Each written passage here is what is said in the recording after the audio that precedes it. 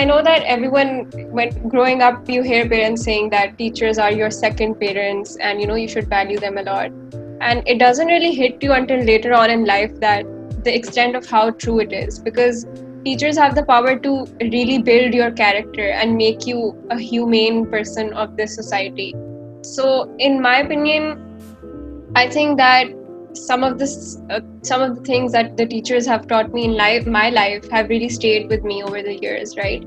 So I think that we definitely also need to kind of value teachers on their own. Like, just the quote itself that I started off with, it really annoys me, because it even in Pakistani society, it's kind of thrown around, acha aur tum kuch nahi kar sakti, tum teacher ban jao. But the responsibilities accorded to that role, and it's just a huge task on its own, right? Like, the standard of importance we accorded to it should be like up there, as opposed to up ऐसे randomly treat karo. So what would your response to that statement be as an educator yourself? That if you don't have anything else, you become a teacher. Yeah.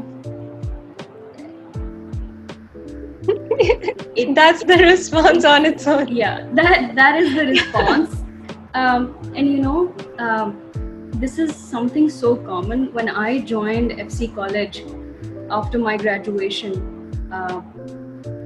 I heard this a lot from my teachers, since I am a Formanite as well.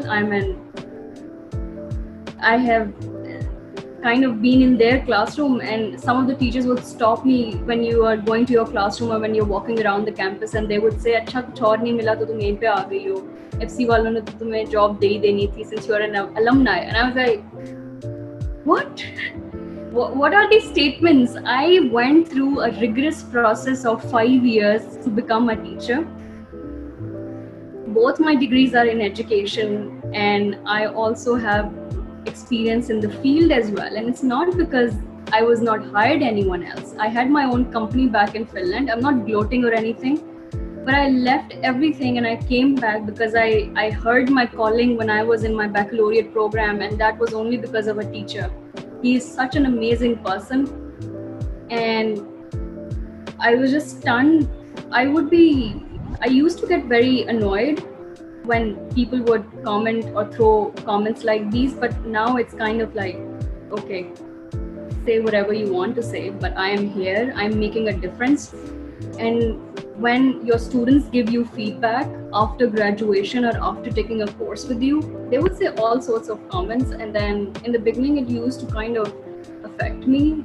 It always impacts when someone you have studied from passes on a comment like this. But then again, I really believe that when you're doing something different, it always kind of, the society will definitely tell you that you're doing something wrong. So this is how I kind of played it out. Another interesting thing which I faced, and I discussed this with my students, I discussed this with my mentor as well at that time, that some of the teachers would criticize me for my methods of using student-centered learning in my classrooms, even at FCC. And it used to again affect me because there were teachers whom I have learned from, and now I'm their colleague. So it kind of really played out how society would actually kind of put you down if you're doing something different than them, or if students are more inclined towards taking your courses. I'm sure it's very similar in your university as well, where you choose your own courses and your teachers as well. Yeah. So students would be more inclined to take my courses. I am one of the blessed ones.